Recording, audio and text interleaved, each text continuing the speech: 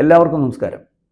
Income tax വളരെ complicated ആയിട്ടുള്ള ഒരു സബ്ജക്റ്റാണ്. ഇൻകം ടാക്സ് മാത്രമല്ല, എല്ലാ നിയമങ്ങളും കോംപ്ലിക്കേറ്റഡ് ആണ്. സാധാരണ ജനങ്ങൾക്ക് മനസ്സിലാകാവുന്നതിൽ അപ്പുറത്തേക്ക് ഉള്ള ഒരു കോംപ്ലിക്കേഷൻസ് എല്ലാ നിയമങ്ങളിലുണ്ട്. പക്ഷേ ഇതിനെ നമ്മൾ കുറച്ചും കൂടിയൊക്കെ ആഴത്തിൽ മനസ്സിലാക്കി കഴിഞ്ഞാൽ നമ്മുടെ നിത്യജീവിതത്തിൽ പല കാര്യങ്ങൾക്കും ഇത് ഉപയോഗിക്കാം. ഒരു ഉദാഹരണം പറയുകയാണെങ്കിൽ ഇൻകം ടാക്സുമായിട്ട് ബന്ധപ്പെട്ട നിയമങ്ങളിൽ നമുക്ക് ശ്രദ്ധിക്കാവുന്ന ഒരുപാട് കാര്യങ്ങളുണ്ട്. അപ്പോൾ അത്തരത്തിലുള്ള 2-3 വിഷയങ്ങൾ ഇന്ന് നിങ്ങളുമായി ചർച്ച ചെയ്യുന്നതിന് വേണ്ടിയിട്ടാണ് ഈ വീഡിയോ.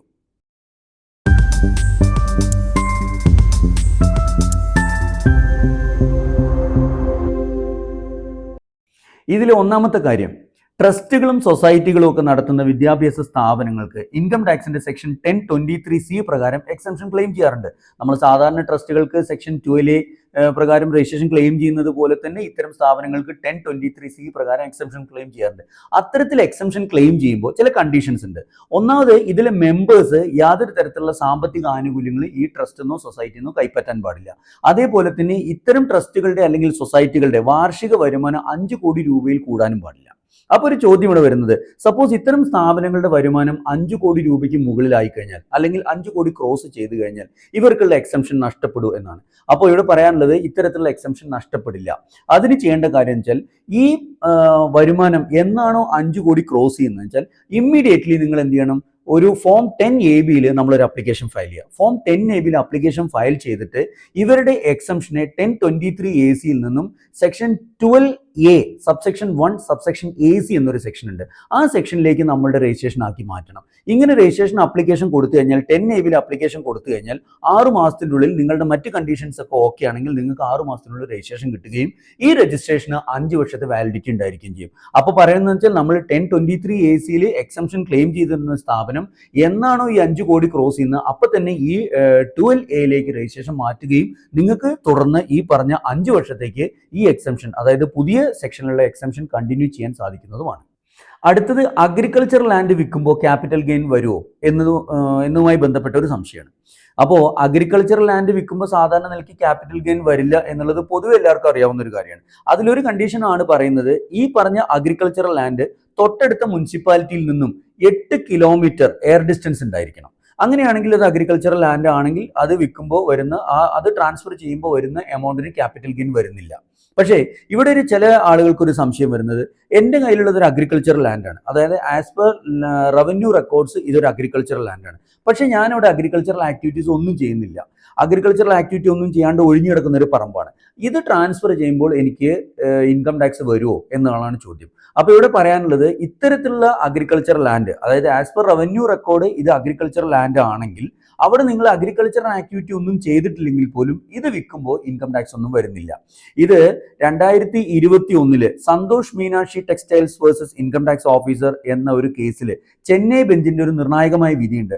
അതിൽ പറയുന്നതെന്ന് വെച്ചാൽ, ഈ മിയർ അഗ്രികൾച്ചറൽ ആക്ടിവിറ്റീസ് മാത്രമല്ല ഇതിന്റെ ടാക്സേഷൻ നിർണ്ണയിക്കുന്നതെന്നാണ്. അതായത് ഇത് ആസ് പെർ റവന്യൂ റെക്കോർഡ് ഇത് അഗ്രികൾച്ചറൽ ലാൻഡ് ആണെങ്കിൽ ഒരിക്കലും അത് ട്രാൻസ്ഫർ ചെയ്യുമ്പോൾ നിങ്ങൾക്ക് ഇൻകം ടാക്സ് വരുന്നില്ല.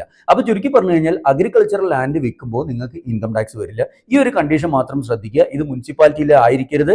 തൊട്ടടുത്ത മുനിസിപ്പാലിറ്റിയിൽ നിന്നും 8 കിലോമീറ്റർ എയർ ഡിസ്റ്റൻസ് ഉണ്ടെങ്കിൽ ഈ പറഞ്ഞ അഗ്രികൾച്ചർ ലാൻഡ് ട്രാൻസ്ഫർ ചെയ്യുമ്പോൾ നിങ്ങൾക്ക് ഒരിക്കലും ക്യാപിറ്റൽ ഗെയിൻ വരില്ല. മൂന്നാമതായിട്ട്, ഈ ചാരിറ്റബിൾ ട്രസ്റ്റുകൾ അല്ലെങ്കിൽ ചാരിറ്റബിൾ ഇൻസ്റ്റിറ്റ്യൂഷൻ, ഇത്തരം സ്ഥാപനങ്ങൾക്ക് ഇൻകം ടാക്സ് എക്സംഷന് വേണ്ടിയിട്ട് എല്ലാവരും 12A രജിസ്ട്രേഷൻ എടുക്കാറുണ്ട്. അതിപ്പോൾ ധാരാളം സ്ഥാപനങ്ങളിൽ 12A രജിസ്ട്രേഷൻ എടുക്കുന്നുണ്ട്. ഇത്തരത്തിൽ 12A രജിസ്ട്രേഷൻ എടുക്കുമ്പോൾ ഈ സ്ഥാപനങ്ങൾക്ക് ഇൻകം ടാക്സ് എക്സംഷൻ കിട്ടണമെങ്കിൽ ചില കണ്ടീഷൻസും പറയുന്നുണ്ട്. അതിൽ ഏറ്റവും പ്രധാനപ്പെട്ട ഒരു കണ്ടീഷൻ എന്നുള്ളത്, ഇവരുടെ ഗ്രോസ് റെസിപ്റ്റിന്റെ 85% ആ പെർട്ടിക്കുലർ ഇയറിൽ തന്നെ യൂട്ടിലൈസ് ചെയ്യണം എന്നുള്ള, അതാണ് ഏറ്റവും പ്രധാനപ്പെട്ട കണ്ടീഷൻ. ഇതൊരിക്കലും അക്യുമുലേറ്റ് ചെയ്ത് പോകാൻ പാടില്ല. ഇൻ കേസ് അങ്ങനെ അക്യുമുലേറ്റ് ചെയ്ത് പോകുന്ന ഒരു കേസിലാണെങ്കിൽ ഒരു ഫോം 9A എന്നൊരു ഫോം ഫയൽ ചെയ്തിട്ട് ഇതിന് വേണമെങ്കിൽ 5 വർഷത്തേക്ക് ക്യാരി ഓവർ ചെയ്യാം. പക്ഷേ അതിനും ഒരുപാട് കണ്ടീഷൻസ് ഉണ്ട്. പക്ഷേ ഏറ്റവും പ്രധാനപ്പെട്ട ഒരു എളുപ്പമാർഗം എന്നുള്ളത്, ഇതിനെ ആ വർഷത്തെ ഗ്രോസ് റെസിപ്റ്റിന്റെ 85% ആ വർഷം തന്നെ യൂട്ടിലൈസ് ചെയ്യുക എന്നുള്ളതാണ്. അപ്പോൾ ഇത്തരത്തിൽ യൂട്ടിലൈസ് ചെയ്യുമ്പോൾ അതിനും ചില കാര്യങ്ങൾ പറയുന്നുണ്ട്. ഏത് വിധത്തിൽ ഇതിനെ യൂട്ടിലൈസ് ചെയ്യണമെന്ന് പറയുന്നുണ്ട്. അതിൽ ഏറ്റവും പ്രധാനപ്പെട്ട ഒരു കാര്യം എന്നുള്ളത്, യാതൊരു തരത്തിലുള്ള പേബിൾസിനെയും നമ്മൾ എന്ത് ചെയ്യണം, ഈ പേയ്മെന്റ് ആയിട്ട് കാണിക്കില്ല. അതായത് ഒരു ജേണൽ എൻട്രി ഇട്ടിട്ട് ഒരു മാർച്ച് 31 ജേർണൽ എൻട്രി ഇട്ട് ഒരു പേബിൾ എൻട്രി ഇട്ട് കഴിഞ്ഞാൽ അതിനെ കാണിക്കാൻ പറ്റില്ല. ഇവിടെ പറയുന്നതെന്ന് വെച്ചാൽ ആക്ച്വൽ പേയ്മെന്റ്, അതായത് നിങ്ങൾ പണമായിട്ടോ ബാങ്ക് വഴിയോ കൊടുത്തിട്ടുള്ള ആക്ച്വൽ പേയ്മെന്റിന് മാത്രമേ ഈ പറഞ്ഞ 85% യൂട്ടിലൈസേഷനിൽ ഉപയോഗപ്പെടുത്താൻ പറ്റുള്ളൂ. രണ്ടാമതൊരു കണ്ടീഷൻ പറയുന്നത് ഫിക്സഡ് അസറ്റ്. നിങ്ങൾ ഫിക്സഡ് അസറ്റ് വാങ്ങിക്കുകയാണെങ്കിൽ തീർച്ചയായിട്ടും ആ ഫിക്സഡ് അസറ്റിന്റെ പേയ്മെന്റ് നിങ്ങൾക്ക് ഈ പേയ്മെന്റ് യൂട്ടിലൈസേഷനിലേക്ക് ഉപയോഗിക്കാം. ഒരു കണ്ടീഷൻ പറയുന്നത് ഈ പറഞ്ഞ ഫിക്സഡ് അസറ്റിന് നിങ്ങൾക്ക് ഡിപ്രീസിയേഷൻ എടുക്കാൻ പാടില്ല. മൂന്നാമത്തെ ഒരു കാര്യം, ഈ പറഞ്ഞ ട്രസ്റ്റുകൾക്കൊക്കെ കോർപ്പസ് ഡൊണേഷൻസ് ഉണ്ടായിരിക്കും. ഈ കോർപ്പസ് ഡൊണേഷൻസ് നിന്ന് കൊടുക്കുന്ന പേയ്മെന്റുകളെ ഒരിക്കലും ഈ യൂട്ടിലൈസേഷനായിട്ട് പരിഗണിക്കില്ല. കോർപ്പസ് ഡൊണേഷന്റെ അക്കൗണ്ട് നിങ്ങൾ വേറെ തന്നെ മെയിൻറ്റെയിൻ ചെയ്യണം. അപ്പോൾ കോർപ്പസ് പേയ്മെന്റിനെ കോർപ്പസ് ഡൊണേഷന് സെറ്റ് ഓഫ് ചെയ്യാനേ പറ്റുള്ളൂ. ഈ പറഞ്ഞ 85% യൂട്ടിലൈസേഷനിലേക്ക് ഈ കോർപ്പസ് ഡൊണേഷന്റെ പേയ്മെന്റിന് എടുക്കാൻ പറ്റില്ല. പിന്നെ നാലാമതൊരു കാര്യം പറയുന്നത്, നമ്മൾ എന്തെങ്കിലും പർപ്പസിന് ക്യാപിറ്റൽ എക്സ്പെൻഡിച്ചറിന് വേണ്ടിയിട്ട് വല്ല ലോണുകൾ എടുത്തിട്ടുണ്ടെന്ന് വിചാരിക്കുക.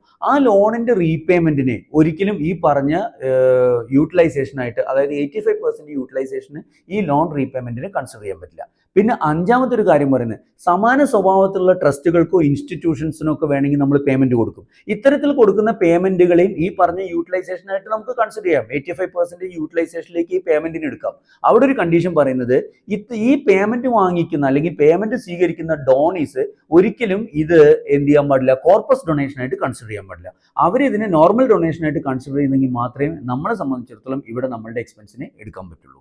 അപ്പോൾ ഒരു 12A രജിസ്ട്രേഷനുള്ള ട്രസ്റ്റുകൾ അതല്ലെങ്കിൽ ഇത്തരം സ്ഥാപനങ്ങൾ തീർച്ചയായിട്ടും നിങ്ങളുടെ അതാത് വർഷം നിങ്ങളുടെ ടോട്ടൽ റെസിപ്റ്റ് എന്നാണ് പറയുന്നത്, ഗ്രോസ് റെസിപ്റ്റ് എന്നാണ് പറയുന്നത്. ഈ ഗ്രോസ് റെസിപ്റ്റിന്റെ 85% നിങ്ങൾ യൂട്ടിലൈസ് ചെയ്തെങ്കിൽ മാത്രമേ നിങ്ങൾക്ക് ഈ എക്സംഷൻ നിലനിർത്താൻ പറ്റുകയുള്ളൂ എന്നുള്ള കാര്യം പ്രത്യേകം ശ്രദ്ധിക്കുക. എന്തെങ്കിലും സാങ്കേതിക പ്രശ്നം വന്ന് നിങ്ങൾക്ക് ഇത് യൂട്ടിലൈസ് ചെയ്യാൻ പറ്റില്ലെങ്കിൽ അൺയൂട്ടിലൈസ്ഡ് പോർഷന് നിങ്ങൾക്ക് 9A ഫയൽ ചെയ്തിട്ട് അതിനെ ക്യാരി ഓവർ ചെയ്യാൻ പറ്റും. അങ്ങനെ ക്യാരി ഓവർ ചെയ്യുമ്പോഴുള്ള കോംപ്ലിക്കേഷൻസ് ഞാൻ നേരത്തെ പറഞ്ഞു, കുറച്ച് കൂടുതൽ കോംപ്ലിക്കേഷൻസ് ആണ്. അപ്പോൾ പരമാവധി അതാത് വർഷം തന്നെ ഇത് യൂട്ടിലൈസ് ചെയ്യാൻ ശ്രദ്ധിക്കണം എന്നാണ് പറയാനുള്ളത്. ടാക്സേഷനും ബിസിനസ് ലോവുമായിട്ട് ബന്ധപ്പെട്ട ധാരാളം വീഡിയോസ് നമ്മുടെ ഈ പ്ലാറ്റ്ഫോമിൽ ചെയ്യുന്നുണ്ട്. അപ്പോൾ നമ്മുടെ ഈ വീഡിയോസ് കാണാത്ത ആളുകൾ തീർച്ചയായിട്ടും വീഡിയോ കാണുകയും നിങ്ങൾക്ക് വേണ്ടപ്പെട്ടവരുമായിട്ട് ഷെയർ ചെയ്യുകയും ചെയ്യുക. ഒരു പുതിയ വിഷയവുമായി മറ്റൊരു വീഡിയോയിൽ കാണുന്നവരെ എല്ലാവർക്കും നന്ദി, നമസ്കാരം.